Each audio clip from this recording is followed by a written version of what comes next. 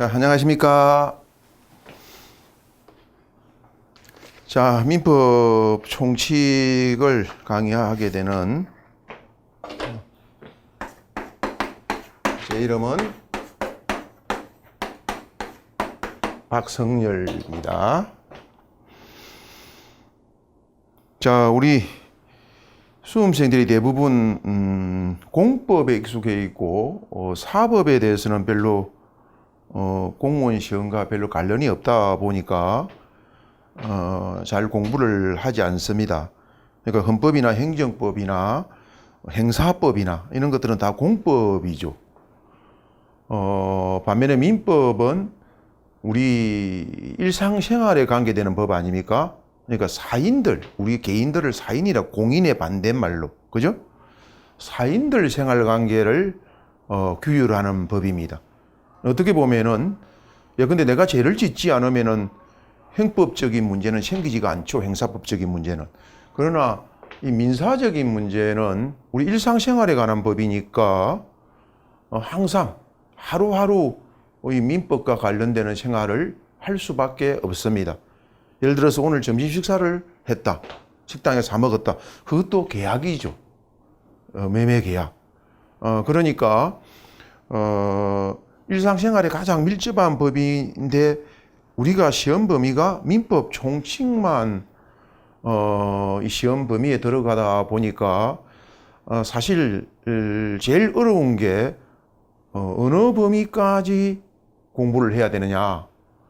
예를 들어서 민법 총칙을 공부하다 보면은 물권법, 이제 민법이라는 과목이 민법 총칙, 그다음에 물권법, 그다음에 채권법, 그다음에 이제 친족법, 상속법 이렇게 나누어지는데 이 총자가 들어가는 법, 이거는 행법 총론, 행법 강론.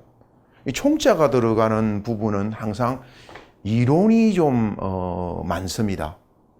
예를 들어서 행법 총론 그러면은 조문 한 조문에 해설을 많이 학자들이 해놓죠. 근데 강론이라 그러면은 조문이 많죠. 그러니까 별로 수험생 입장에는 공부하기가 그렇게 어렵지가 않아요. 그러다 보니까 총자가 들어가는 부분을 산으로 비교하면은 숲이라고 봐야 됩니다. 각자가 들어가는 거는 개개의 나무고, 하나하나의 나무를 말하는 거고. 그러다 보니까 이 총이 들어가는 부분이 조금 이론적이다 보니까 약간 처음 공부를 하게 되면은 난해할 수가 있습니다. 왜냐하면은 그 얘들이 물권법에서 우리가 물권법을 알고 또는 채권법을 알고 민법 총칙을 공부한다면야 훨씬 이해가 쉬워요. 그런데 우리가 지금 물권법, 채권법을 시험 범위에 들어가지 않다 보니까 공부하지 않는 상태에서 민총을 바로 하다 보니까 때로는 조금 어려울 때도 있어요. 이해가 잘 안 될 때도. 그러나 법학이라고 하는 거는 소설책이 아니죠. 소설책은 한 번만 읽어도 대략적인 줄거리가 스토리 전개가 대충 머릿속에 남지만 이 법학은 한 번 읽어가지고 내 공부했다 이러면 안 되는 거예요. 법학을 공부하는 데 있어서 가장 지름길은 반복입니다. 그래서 여러분들이 내년 1월에 또는 그 이후에 시험을 칠 때까지 적어도 정독 3회독에 이제 정독 3회독을 하게 되면 나머지 1회독 그 다음부터는 쉬워요. 시간이 많이 안 걸려요. 빨리 읽을 수 있어요. 이 어느 정도 공부가 되었기 때문에. 그래서 최소 5회독, 6회독은 해야 합격이 될 겁니다. 민법을 100점 받기 위해서는 간단합니다. 이게 총 456페이지인데 이 456페이지 책만 다 하면은 무조건 100점입니다. 근데 이 456페이지를 여러분들이 다 안다라는 게 그렇게 호락호락하진 않아요. 물론 민총은 양이 대단히 적습니다. 그렇기 때문에 이거 제가 책을 원고를 넘길 때까지 최신 판례까지 전부 다 들어가 있거든요. 제가 판단해서 이거 수험에 출제될 가능성이 있다 하는 거는 거의 다 들어있어요. 응? 그러니까 최신 판례도 다 들어있고 또 기출 문제집도 제가 원고를 넘길 때까지 그러니까 21년도 시험까지 현재 대한민국에서 치러지고 있는 민법 관련되는 걸 제가 해설을 다 달았어요. 그러니까 시험이 10몇 가지가 되더라고. 물론 민총만 시험을 치는 것은 3가지 정도밖에 없어요, 현재. 예를 들면은 세무사, 그건 민총만 시험 범위예요. 법학특채, 민총만 시험 범위예요. 그 다음에 소방간부. 이 3가지만이 민총만 시험을 치고, 조금 있으면 이제 경찰 간부도 민총만 시험을 치게 되겠죠. 그래서 그것만으로는 모든 문제를 우리가 어떻게 출제된다를 다 가늠하기가 힘들기 때문에 예컨대 어떤 시험은 민총 물건만 시험 범위인 것도 있고, 어떤 거는 민총 물건 채권법까지 이제 변리사 시험이 걸어가죠.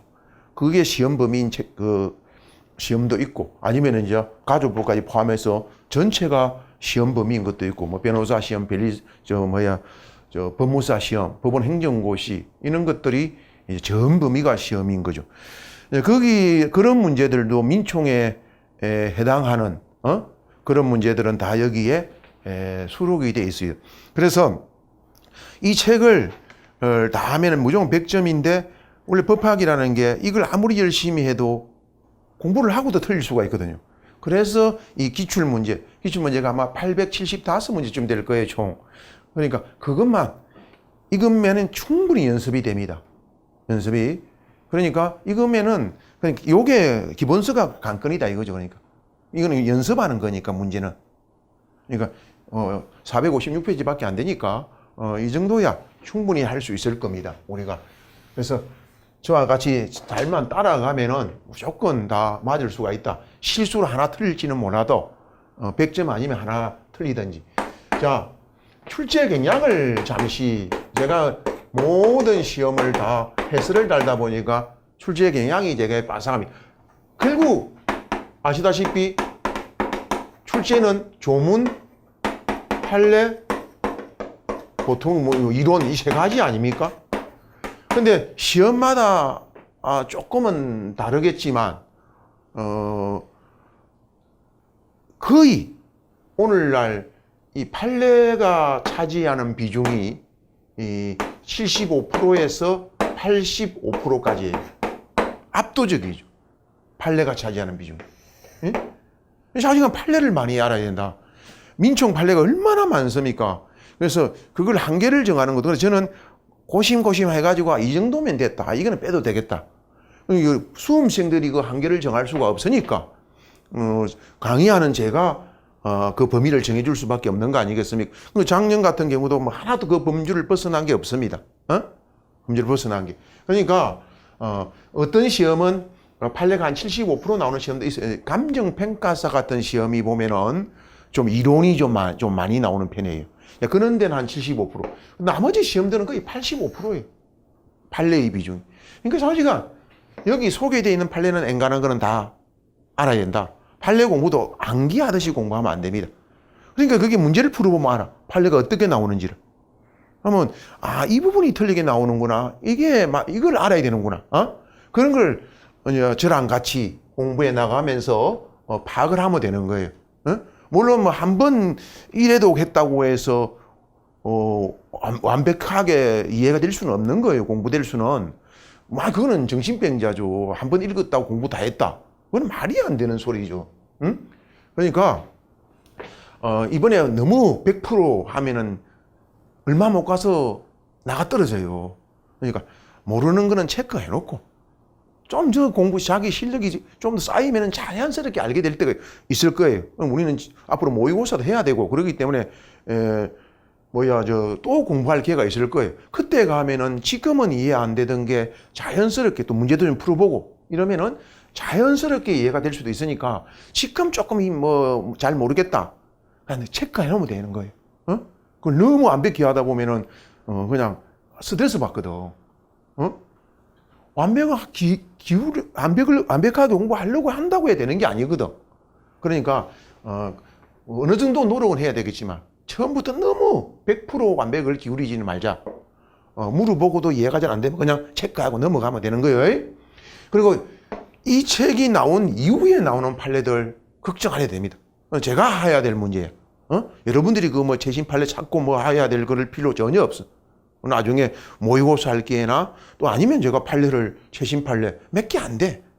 요 다 들어있기 때문에 이제 지금부터 이후에 나오는 판례들 말이에요. 중요하다. 이런 거는 제가 정리해서 나중에 줄 기회가 있을 거니까 그런 거 뭐 여러분들 신경 쓸 필요가 없어. 많아야 뭐 10개에서 15개밖에 안 되는 거. 작년 예를 들어 보니까. 그 판례도 뭐 알면 더 좋은 거고. 응? 작년 판례가 제일 비중이 높은데 판례는 그러면 그 다음에 나머지 조문은 20%에서 15%에서 약 20% 정도. 이론은 솔직히 거의 무시해도 될 정도예요. 거의 뭐 5% 미만이에요, 이거. 5% 미만. 5% 미만이에요. 이론이라는 거는 뭐냐면 조문도 아니고 판례도 아닌 거죠. 학자들이 주장하는 거예요. 근데 옛날 사법고시 같은 데는 이론 문제도 꽤 많이 출제가 되곤 했는데 요즘 시험에 이론 지문이 거의 사라져 버렸어.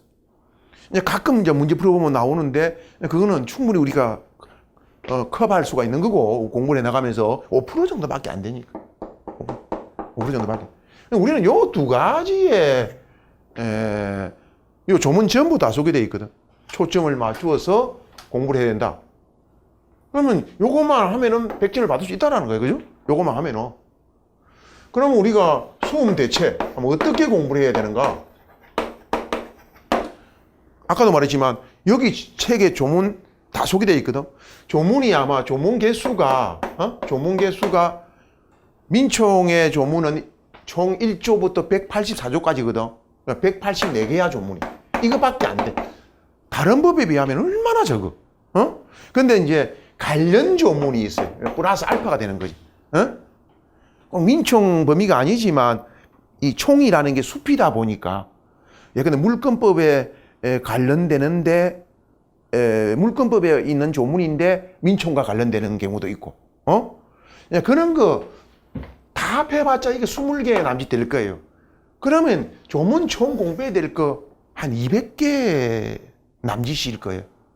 그거는 저랑 같이 이 책으로 두 번, 세 번만 훑어보면은 나중에 제가 진도별 모의고사 같은 거 할 때도 이 책으로 또 한번 훑어볼 거거든. 응? 그러니까 그러면 이 조문은 조문도 이제 강약을 여러분은 잘 모르지만 이 184조가 있는 조문 중에 저는 다 알거든. 이거는 시험에는 안 나오는 조문이야. 이거는 그래 기출 표시도 막 해놨어. 이런 건 잘 아니까 그러면 실제 조문 개수가 200개 남짓 된다 하더라도 실제 알아야 될 거는 한 200개 중에서 한 170개나 170개 그거는 뭐 식은 죽 먹기지, 그죠? 그거 충분히 알 수 있는 거지. 예? 문제는 이제 우리도 여기에 제일 주안을 둬야 되는데 판례 공부를 어떻게 하느냐. 아까도 말했지만 민총 관련되는 판례를 다 소개하자면은 책이 7, 800페이지 돼야 돼. 엄청 많죠. 근데 강의를 하는 사람의 역할이라는 게 수험생들한테 범위를 늘려주는 게 역할이 되면 안 되거든. 어떻게 하면 수험생들에게 범위를 줄여줘야 되는가?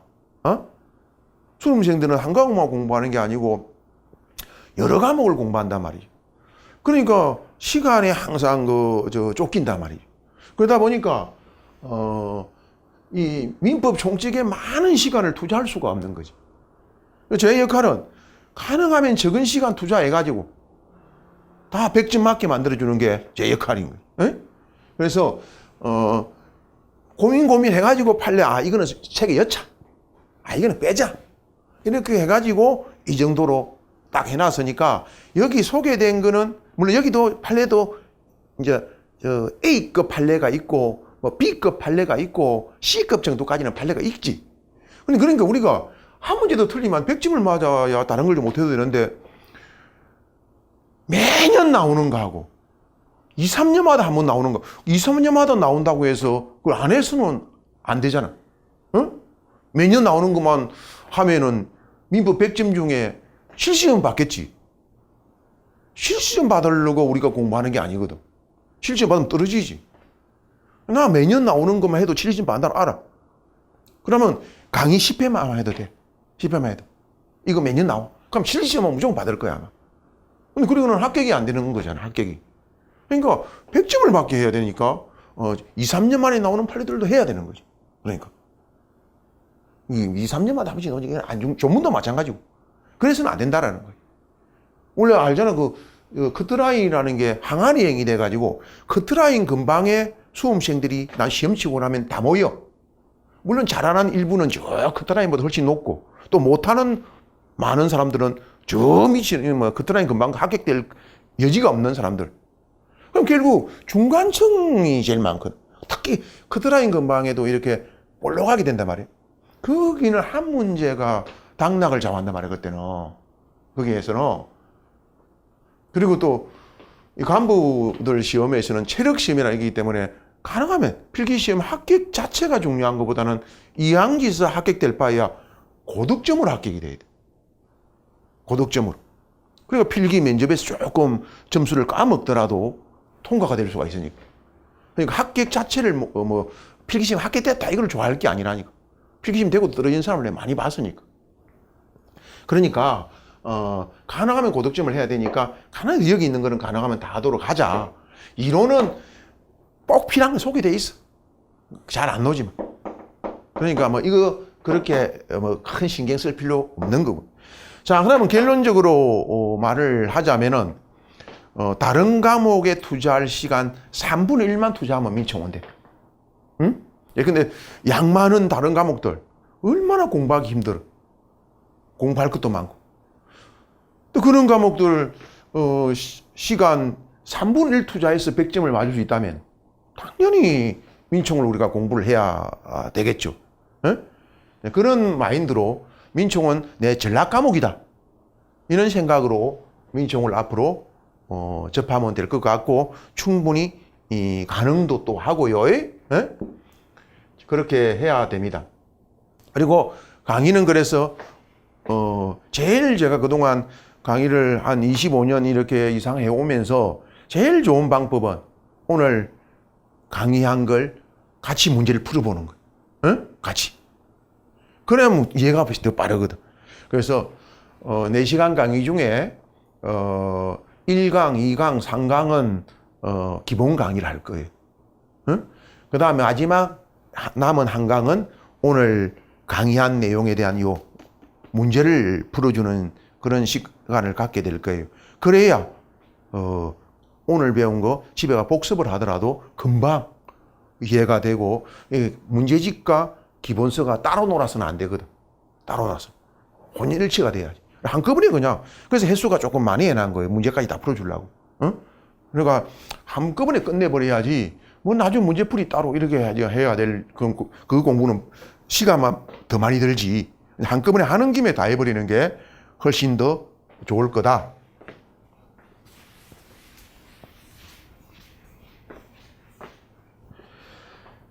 그 다음에 간단하게 민법 개관을 하고 본론으로 들어가도록 하겠습니다. 자, 아까도 말했지만 총자가 들어가니까 민법 총칙은 민법 총칙 자체로 의미가 있는 게 아니에요. 예, 근데 이런 거거든. 갑하고 을이 아파트 매매 계약을 맺는다. 자, 그러면 1억에 사겠니? 이게 청약이라 그러는 거예요. 그럼 살 사람이 좋다. 내가 1억에 살게 이러면 승낙이 되는 거죠.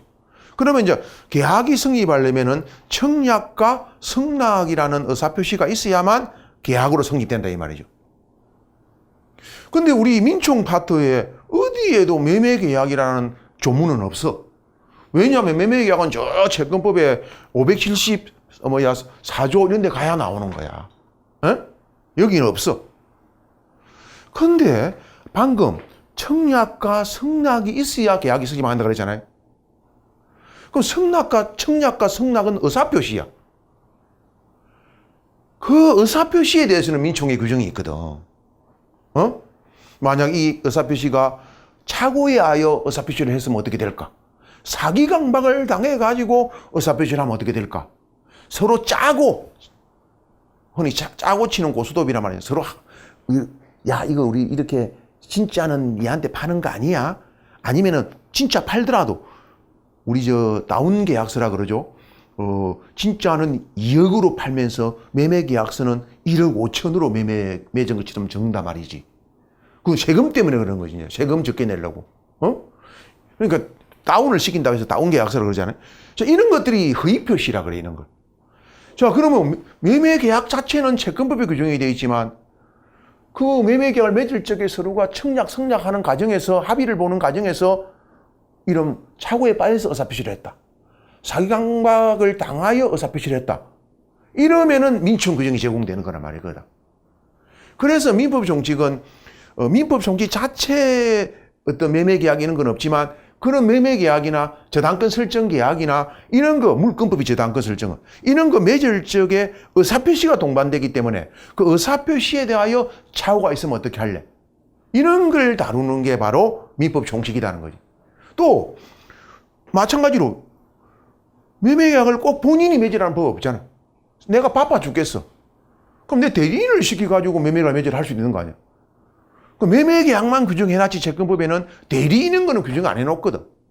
그럼 그럼 민총에, 그러니까 이 민총이라는 거는 민총 자체보다는 물권법이나 이런 채권법에 적용이 되기 위하여 앞에 딱 빼낸 그 규정이라고 보면 되는 거지. 제일 앞에다가. 그래서 민총을 공부하고 이제 나중에 물권법에 가서 저당권 설정할 적에 저당권 설정을 대리인이 체결했다. 그럼 이때 대리에는 민총 규정이 적용되는 거란 말이야. 또 매매계약, 그럼 매매계약은 채권법에 규정되어 있지만 대리인이 체결했다.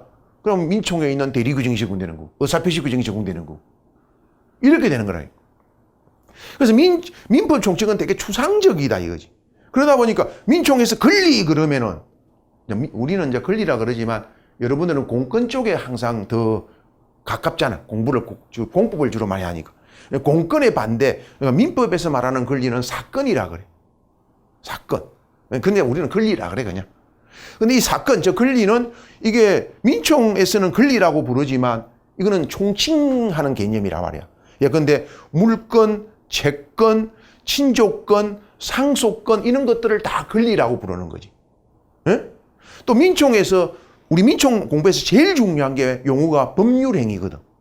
그래서 나라의 기본법은 헌법이야. 그러나 수험의 기본법은 민법이. 왜냐하면 모든 법률 용어들이 민법으로부터 발생돼 나가거든. 그래서 민법에 나오는 법률 행위가 예컨대 소송법으로 가면 소송행위, 행정법으로 가면 행정행위, 예? 그 다음에 상법으로 가면 상행위 이런 식으로 말이야. 용어들이 다 민총의 법률행위 용어에서 유추된단 말이야, 이게. 그러니까 수험의 기본법은 민법인 거지, 이게. 그러니까 권리 그러면 그러고 법률행위 그래도 마찬가지야. 아까 권리가 물권, 채권, 친족권, 상속권을 총칭해서 권리라 그러듯이 법률행위라는 것도 물권행위가 법률행위야. 채권법에 가면 채권행위가 법률행위야. 가족법에 가면 신분행위가 법률행위가 되는 거지. 그러니까 총칙이라는 개념은 상당히 총이라는 거는 좀 포괄적인 개념이다. 그러면 우리의 시험 범위인 민총에서 알아야 될 세 가지 빼대가 있다면은 권리의 주체, 권리의 객체, 권리의 변동 이 세 가지가 우리가 공부해야 될 거 다야. 민총에서 공부해야 될 거. 권리, 앞에 권리란 말이 생략됐다고. 권리 주체, 권리 객체, 권리 변동. 그리고 또 법학에서 변동이라고 그러면은 세 가지를 말해. 권리의 발생, 변경, 소멸을 말해. 이걸 변동이라 그러는 거예요. 권리가 발생하고, 어떻게 권리가 발생하고, 어떻게 권리가 변경되고, 어떻게 권리가 소멸되는가. 이걸 우리는 그냥 변동이라고 부르는 거지, 이걸. 변동이라고. 주체는 알다시피 자연인과 법인이 있는 거예요. 자연인과 법인이. 자연이 우리가 피가 흐르고 있는 우리들을 말하는 거야. 어? 피가 우리 사람, 인간, 이게 자연인이. 법인은 단체를 말하는 거야. 사람의 집단, 사람의 단체, 이걸 사단법인이라 그러고, 재산의 집단, 이걸 재단법인이라 그러는 거야. 우리 민법상 우리가 이제 나는 아버지가 돌아가시면은 아버지 재산을 상속받을 수 있죠. 그럼 상속권이 있는 거지, 나한테. 권리 주체이기 때문에 나는 상속권이 있다고 말할 수가 있는 거예요. 우리나라에서는 개나 고양이 같은 거는 권리 주체가 안 된단 말이야. 그러니까 개는 상속권이 있다 그러면 말이 안 되는 소리지. 에? 그러니까 내가 길을 가다가 누군가로부터 폭행을 당했어. 그러면 이제 행사적으로는 뭐 폭행죄겠지만 그건 행법적인 문제인 거고. 우리는 행법 문제는 생각할 필요가 없는 거예요. 민법적으로는 불법 행위를 이유로 때린 사람한테 불법 행위를 이유로 손해배상을 청구할 수 있느냐 없느냐, 이것만이 민사적인 문제란 말이지. 이것만이. 그러니까 우리가 살아가는 데는 우리는 이제 법을, 이거는 공법, 이거는 사법, 이렇게 나누어서 그렇지, 우리는 매일 공법적인 생활과 사법적인 생활을 함께 하고 있는 거예요. 응? 예를 들어 우리 시생을 할 적에 세금 내! 그러면 오늘 엄마가, 은혜가 세금 납부한다. 이건 공법 관계야, 이거는. 그는 국가가 우월적 지위에서 세금 내! 그러면 내야 되는 거예요. 너 군대 가! 그럼 군대 가야 되는 거예요. 그런 거는 일방적으로 명령 강제하는 관계니 그건 공법적인 문제지. 근데 아파트 매매가를 맺는다. 오늘 밥을 한 그릇 사 먹는다. 이런 거는 다 대등한 관계야. 파는 사람, 사는 사람이. 이거 사법적인 관계. 그러니까 우리가 생활에는 공사법이 혼재돼서 우리가 생활해 가고 있는데 법의 세계에서만 이거 분리가, 이건 공법적인 문제야, 이건 사법적인 문제야, 이렇게 나누어서 공부를 할 뿐인 거지. 응? 그러니까 딱 우리 권리 주체가 되는 거는 이 자연인 법인, 자연인 법. 우리 객관식 시험에서는 이 항상 자연인 법인도 뭐 3문제, 5문제 이렇게 나와. 법인도 마찬가지. 구체적인 공부들이야. 우리가 이제 본 강의에 들어가서 차곡차곡 해 나갈 것들이고, 일단 주체가 이런 거 있고, 조문으로 따지면 이게 3조부터 자연인 파트가 30조까지가 자연인 거죠. 법인이 31조부터가 97조까지가 법인 거죠. 그 다음에 이제 권리, 이제 우리가 주체를 공부할 거란 말이죠.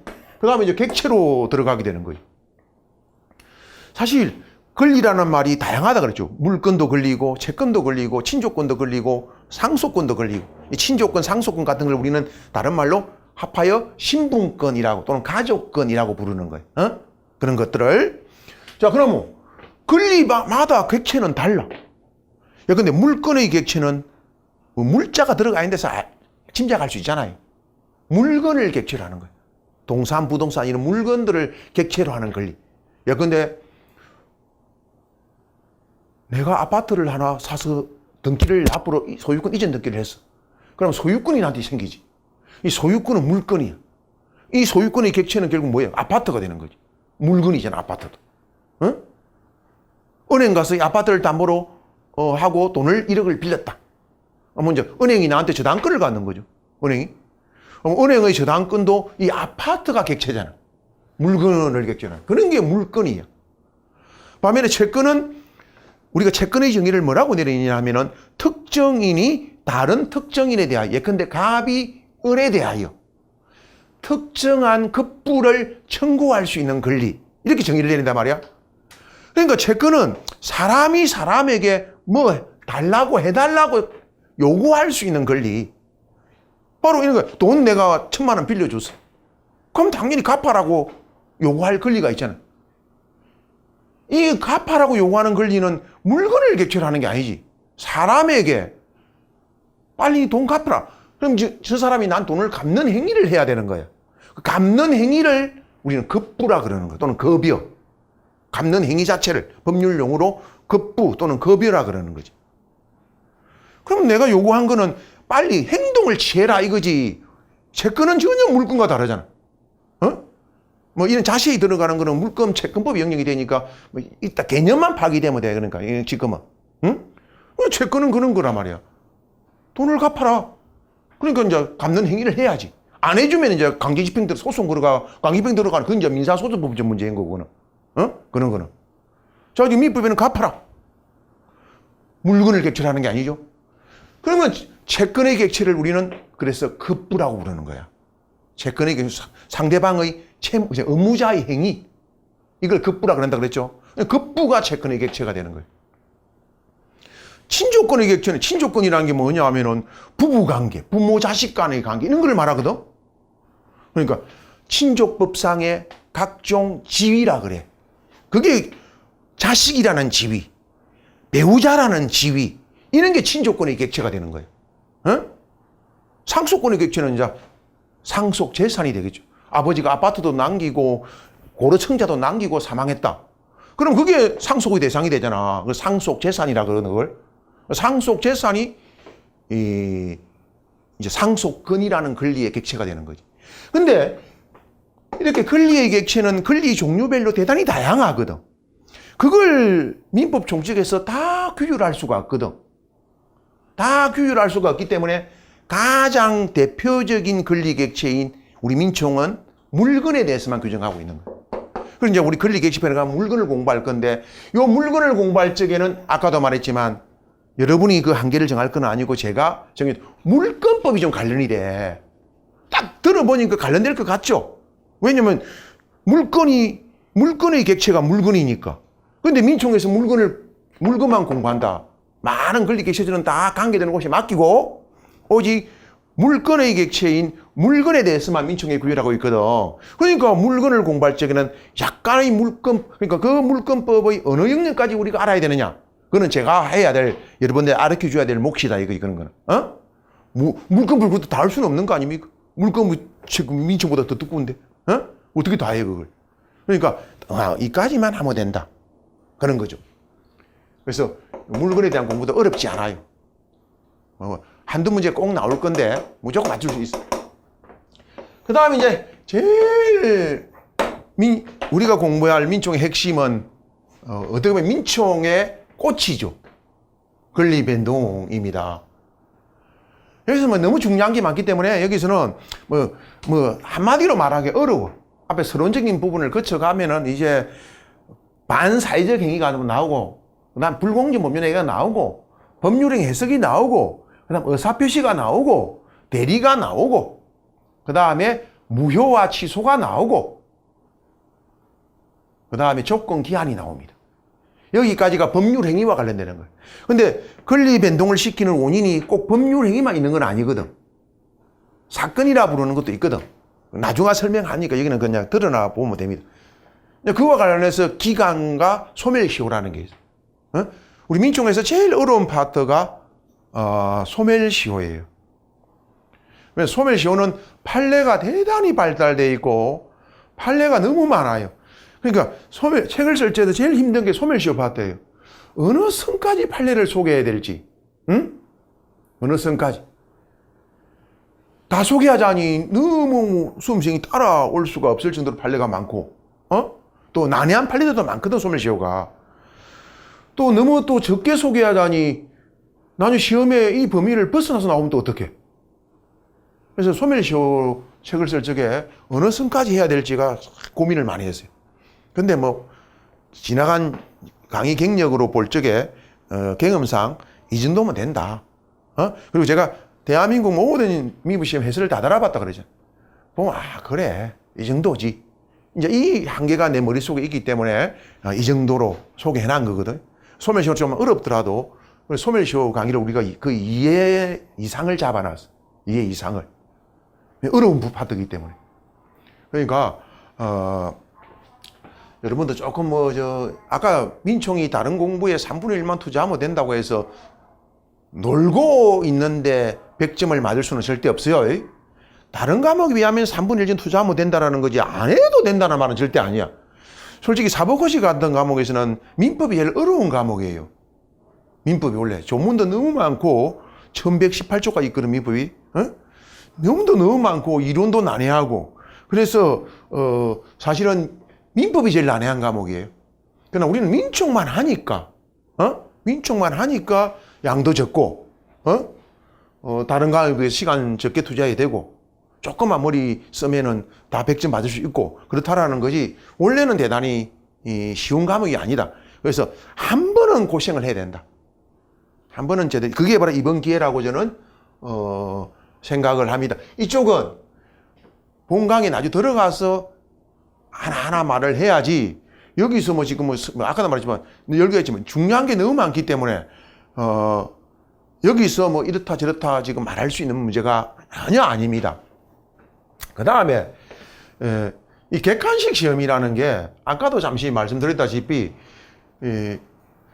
물론 민총이 제일 중요한 건 대리고 의사표시고 소멸시효고 이런 게 제일 중요해요. 근데 그거만 하면 될 바에야 못하러 이런 거 하겠어, 그죠? 근데 그게 제일 중요하다라는 것이지 그것만 시험에 나온다는 거는 절대 아니잖아요. 그러니까 나머지 좀 덜 중요한 것들도 우리는 나중에 모의고사 이런데도 덜 중요해도 출제가 되고 그럴 거예요. 그런 것도 풀어봐야 돼. 결국 그런 게 다른 사람과 차이를 만들 수가 있는 거예요. 일반화되어 있는 거는 공부 조금 하면 누구나 맞추지. 응? 그러니까 차이가 나겠어요? 그러니까 남들을 잘 못하는 걸 내가 맞추고 이래야 남들하고 차이를 낼 수 있고 시험 합격은 간단한 거예요. 남 맞는 거 다 맞고 남 못 맞추는 거 내가 맞추면 돼. 그러면 그건 합격이야. 어? 근데 그게 말처럼 쉬운 게 아니잖아요. 그런데 우리는 충분히 뭐 타과목은 몰라도 민총만큼은 가능하다. 그래서 저는 이 책을 보면 알겠지만 남들은 민법의 효력까지를 민법의 의의, 민법의 기본을, 민법의 해석, 민법의 효력까지를 어떤 시중에 난 책들 보면은 이 가짐에도 30페이지를 차지해놨고 있어. 근데 시험에 나오지도 않는 걸 30페이지 써놓으면은 수험생 입장에는 안 읽어볼 수도 없고 저는 그냥 2페이지로 그냥 끝내버린 거야. 2페이지로. 시험에 잘 나오지도 않은 굳이 막 30페이지가 막이에요. 그래서 저는 이 책을 쓰면서도 보면은 시험에 잘 나오지 않는 부분은 간략하게. 그 책이 판례 다 엮어도 456, 조문 판례를 전부 다 집어넣었는데도 456페이지밖에 안 되는 거예요. 그러니까 시험에 나오지 않는 걸 붙들고 앉아가지고 뭐 30페이지 해놓으면 말 건데, 그죠? 그러니까 수험생은 또 안 읽어볼 수도 없고 시간 낭비지. 그러니까 또 약간 중요한 거는 좀 깊이 있게, 또 안 중요한 거는 아주 간단하게. 그래도 혹시에 대비해서 제가 말은 할 거란 말이지. 그 말만 들어보면 그냥 되는 거예요, 그 부분은. 그렇게 돼 있으니까 제가 다 알아서 줄일 거는 줄여놓은 거 그런 겁니다. 그러니까 이 부분 너무 다른 책에 비하면 내용이 없는 이렇게 별 필요가 전혀 없어. 그리고 객관식 문제집은 이제 매일 풀어갈 거니까 잠시 언급하면은 너무 문제가 두꺼워지는 걸 막기 위해서 민총 아까도 말했지만 민총만 시험 범위인 것들은 다 넣었어. 그러니까 근데 아까 세 가지라 그랬죠. 소방간부 지금 문제가 공개된 이후로 지금 올해 1월 달에 소방간부 시험을 쳤죠. 그러면 소방간부 시험은 한 5년치가 공개됐었거든. 6년치가 다 들어있고 행정사 역시 저 민총만 시험 치거든. 행정사 하나 더 있구나. 소방관은 4가지네. 그러니까 행정사도 지금 9회 정도까지 왔거든. 20문제 신들 그것도 여기 다 들어있어요. 민총만 시험 치는 건 다였어. 근데 세무사 민총만 시험 치거든. 근데 그걸 다 해버리면은 세무사는 40문제를 출제하거든요. 앞으로 경찰관부도 40문제고. 그러면 10년치 해버리면 세무사 문제만 400문제가 돼버리는 거예요. 그럼 이 세무사 문제집이 돼버릴 거 아니에요. 그래서 어쩔 수 없이 세무사는 민총만 시험을 치지만 다 넣지를 못하고 4년치만이었어. 그래도 120문제지. 그래서 160문제지 그래도. 법학특제도 이제 시행된 지가 뭐 3년밖에 안 됐기 때문에 뭐 다였고. 그러니까 민총은 세무사를 제외하고는 민총만 시험 치는 거는 다 넣었어요. 민총을 제외하는 이제 민총만 시험 범위가 아닌 나머지 시험들은 너무 객관식 문제집이 방대해지는 걸 막으려고 기준을 머릿속에 3년치를 잡았어. 이제 21년 내까지 시험을 친 거는 4년치가 되는 거지. 근데 벨리사 시험 같은 거는 21년 거였거든. 2월 달에 벨리사 시험을 쳤거든요. 2월 달에, 2월 말에. 그래서 그 여면서 21, 20, 19, 18 아마 4년치 될 거예요. 나머지 아직 21년도 시험을 안 친 거는 거의 3년치만이었어요. 20, 19, 18까지. 그렇지 않으면 너무 방대해지니까. 최신 이제 문제가 아무래도 중요하니까. 그렇게 해서 너무 방대해지는 걸 막았고, 나머지 여기 수록이 안 된 문제들은 나중에 모의고사나 이제 이런 거로 제가 활용을 할 거예요. 그러니까, 뭐 문제 때문에 문제를 많이 못 풀어봐서 떨어진다. 이런 전혀 없을 거니까 그런 걱정은 전혀 하지 않아도 좋습니다. 같이 공부를 해 나가다 보면은 자연스럽게 어느 순간에 내가 쉽게 잘 안 틀리는구나. 그런 마음이 들 때가 오거든. 그러면 그 사람 된 거야. 그러니까 한 문제를 틀려도 우여곡절 끝에 틀리는구나. 공부를 했는데 지문 보고 지문 하나도 모르겠다. 공부한 게 아니죠, 그거는.